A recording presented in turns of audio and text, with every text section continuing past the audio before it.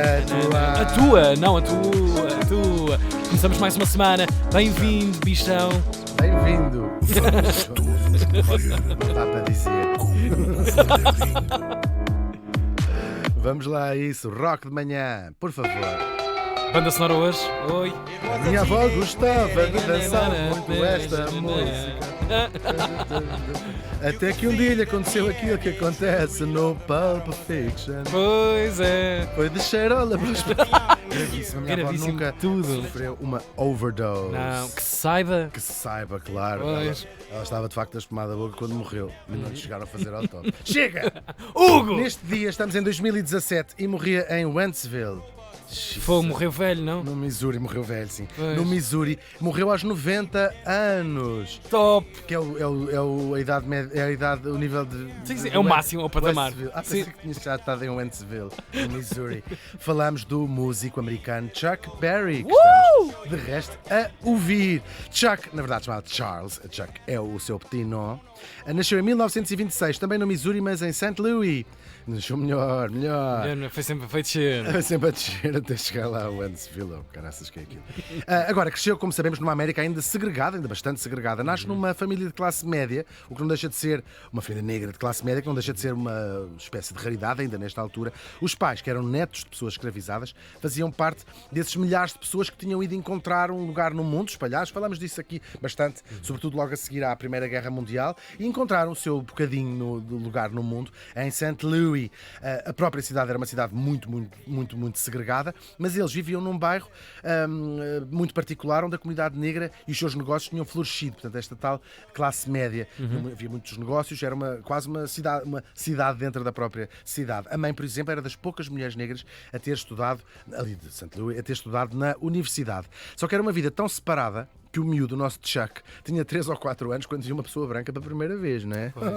No caso, eram uns bombeiros e ele achou que estavam assustadíssimos, pálidos com medo do fogo. E disse ao pai, o pai lá lhe explicou que há pessoas que são mesmo daquela cor. Oh pai, o senhor está com medo, tá? Exatamente, até ficou branco.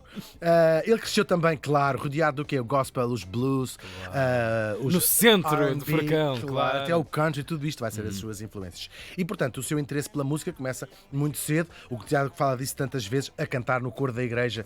Nós sabemos bem como é que isto se passa. E depois começou também a cantar num concurso no liceu. Ele estudou numa escola modelo e havia lá uns concursos de música. Os professores não adoraram a letra. Vou dizer aqui ordinárias, não tivesse palavrões. Mas aquela coisa do... Ele está a dizer isto, a falar destas coisas. Olha. Mas os alunos, os colegas dele, adoraram. Agora, Era o hino da sua geração já. Tal e qual, Claro. nas suas letras, que é a principal característica do Chuck Berry. Agora, também começou muito cedo a fazer das suas. Ele desistiu de estudar, que é engraçado. Isto é a sua própria vida, é o símbolo de uma geração que ele vai falar deste tipo de coisas, que é, não quer saber do liceu, não quer saber de estudar, não quer estudar para quê? Para ser os meus pais? É um bocadinho é engraçado. E era muito pouco também inclinado para a disciplina, e tem que fazer isto, tem que fazer aquilo, e preferia as suas aulas de guitarra, e um dia resolve fugir, vão até ao Kansas City, we're not in Kansas anymore. Ele também andava por bons sítios. Sim, mas vai ser uma história bem Vai triste. se tramar, pois. Eu acho, quer dizer, isto é mesmo uma coisa de adolescentes, não é? O que é que eles encontram? Encontram ou roubam, não sei o quê, uma pistola que encontram ali algures, então pegam na pistola e acharam engraçado ir assaltar lojas, à mão armada, não é? Uma pastelaria, agora, aquilo é mais que outra coisa sei lá, estupidez da adolescência, sim. Só com um meio perigoso. Bem perigoso. E foram apanhados, claro, foram julgados, eram menores e réus primários, ainda assim apanharam 10 anos de cadeia. O Chuck Berry vai passar 3 num reformatório, que vai sair depois por bom comportamento. Agora, quando ele saiu, teve uma série de empregos, casou com a sua mulher.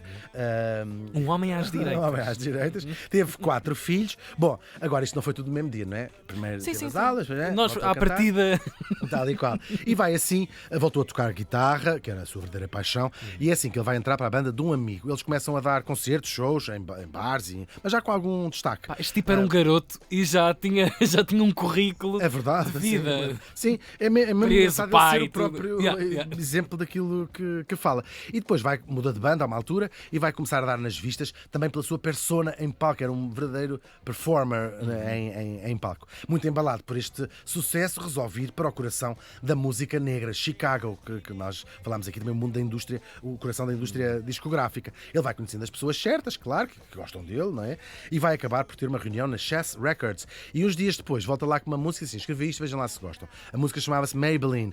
A música que lhe valeu logo um contrato de imediato, um lugar nos tops e o título de, há quem a considere a primeira canção de rock and roll da história. E com isso ele há de ganhar ele próprio o título de pai do rock. Não está sozinho nisso, há mais pessoas que têm, mas ele é muito unanimemente considerado um dos pais fundadores do rock, pois se a música é a primeira música do rock faz sentido, não é?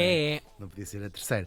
Seguem-se muitos outros sucessos. Roll Over Beethoven, Too Much Monkey Business e outros. E consegue aquela coisa de que já aqui falámos, o crossover, que é ter um enorme sucesso junto do público negro e também junto do público branco, o que permite também um sucesso comercial maior. Sobretudo com os jovens, porque estas letras, como temos estado aqui a dizer, representavam precisamente o espírito dessa geração, os boomers, não é? Um bocadinho bem, que pessoas que eram adolescentes nestes anos 50, não é? Pessoas que tinham nascido ali nos anos 40.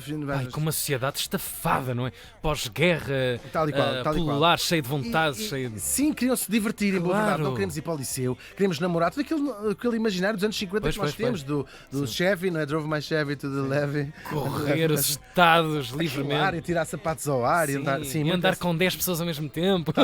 E sobretudo queriam que os pais não queriam ser a geração do formalismo dos pais. Uma geração que, como diz uma das suas próprias músicas, preferia o rock ao Beethoven. Portanto, o Beethoven aqui simbolizando tudo o que era antigo, que a gente velho. não quer saber de nada, queremos é o rock, claro. No fundo, ele também era, de certa maneira, o contraponto ao Elvis. O Elvis era o rouba-corações, era o cantor romântico e ele era o menino mal comportado, era o menino que partia tudo e que dizia as coisas, estas coisas do queremos é ir fazer isto e fazer aquilo. Aliás, a frase inaugurada por ele no rock and roll, a minha avó é... A minha avó, tal e qual, Sim, sim. tal e qual. E eu quero ser como a minha avó, quer saltar essa geração. Agora, a fechar a década dos anos 50, mais hits. Johnny B. Good, Sweet Ai, Little tão bom. 16, Carol e esta You Never Can Tell, que depois foi redescoberto pelo Tarantino. Uma música que tinha sido mais ou menos passado obscuramente no origem, mas depois o Tarantino vai buscá-la, claro, para a banda sonora do Pulp Fiction. São um de muitos exemplos de como a sua música influenciou toda a cultura pop, dos Rolling Stones aos Beatles, cantaram Oh, músicas yes. deles, claro, o Bob Dylan e também os Beach Boys, que transformaram o Sweet Little 16 no Surfing in USA, o que lhes valeu um processo judicial que o Chuck Berry ganhou. Pois é, cheio de dinheiro. Não sei se já tinham percebido que é a mesma música. Enquanto isso, no auge da fama, ele volta a ser preso, desta vez por se envolver com uma rapariga menor e de por cima faz uma coisa que é pega nela.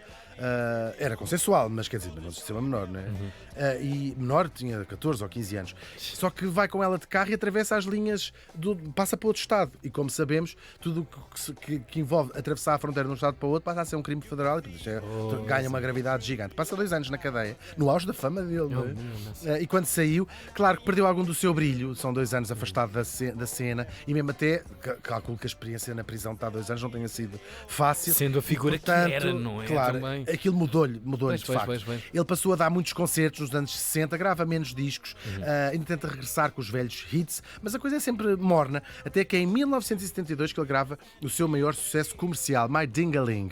Vendeu milhões de discos e é o seu único hit a chegar ao primeiro lugar. Ele tinha mais músicas no hit, mas é o primeiro. Os anos 80 e os 90 voltaram a trazer-lhe problemas, evasão fiscal, foi apanhado com sacos de gente de erva em casa, enfim, quem nunca? Olha, original a si próprio, Claro. até ao fim. Nós sabemos, mas também aqui a justiça às vezes tem 2 pesos e 2 medidas. A tua avó nunca passou um dia na Pois, prisão. mas também não se atrevia ao estrelato e à fama. A fama da minha avó é só na sua rua. Exatamente. É a sua boca de fumo Oh! nas furnas. Agora, dedica-se depois a cantar ao vivo, não a tua avó, mas o Chuck Berry, em bares, em restaurantes e até já era bem entrado nos 80, ainda dava concertos. Incrível. Aos 90 anuncia um novo álbum que ia ser o primeiro em 40 anos. Não chegou lá porque morreu antes, precisamente com essa idade. Já se passaram tantas décadas, mas a música dele continua. Por um lado, parece que vem de um lado inicial disto tudo, não é? Da origem, e por outro lado, parece que podia ter sido escrita e composta ontem. Isto é o que nós achamos aqui no planeta Terra. Falta saber o que acham os extraterrestres. E para isso temos que esperar que encontrem aquele disco que nós às vezes falamos aqui, aquele disco de ouro que foi lançado pela Voyager e que anda aí por espaço, com um resumo da cultura da humanidade. Ao lado do Mozart, do Bach e até da sua Nemesis, o Beethoven, lá estão os 2 minutos de Johnny B. Good. O Chuck Berry morreu faz hoje 7 anos. You could see that Pierre